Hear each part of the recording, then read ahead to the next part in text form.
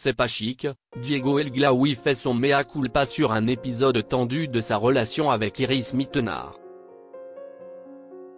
Ce lundi 4 août 2025, sur Instagram, Diego El Glaoui a commenté un passage de la série Influences dans lequel il s'en prenait violemment à sa compagne de l'époque, Iris Mittenard. L'occasion de faire son mea culpa, tout en expliquant pourquoi il avait parlé ainsi à l'ancienne Miss France.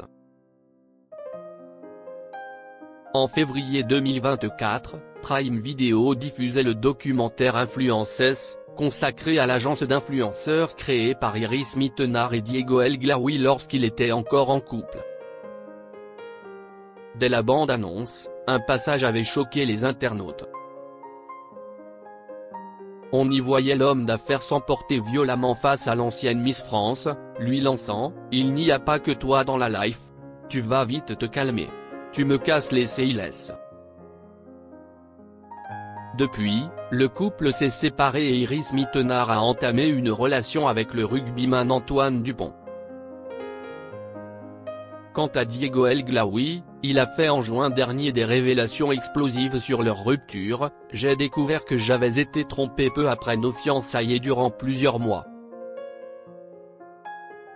Et malgré cela, j'ai choisi de pardonner, de me battre pour notre promesse d'engagement éternel, de redonner une chance à notre couple, et de ne pas exploser. »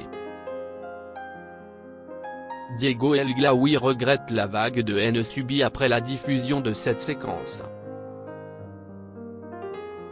Lundi 4 août 2025, Diego El Glaoui a lancé une session de questions-réponses sur Instagram. Un abonné lui a demandé pourquoi il avait laissé ce moment tendu entre lui et son ex-compagne apparaître dans la série Influences. J'aurais pu faire supprimer ce passage de la série, et du trailer, mais il me tenait à cœur de partager quelque chose de vrai et de sincère avec les viewers de la série.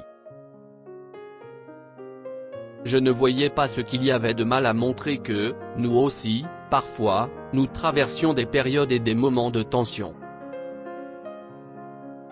J'ai par ailleurs du mal à penser que l'immense majorité des couples ne vivent pas des moments similaires où parfois, les mots l'emportent sur la sagesse, a répondu l'intéressé.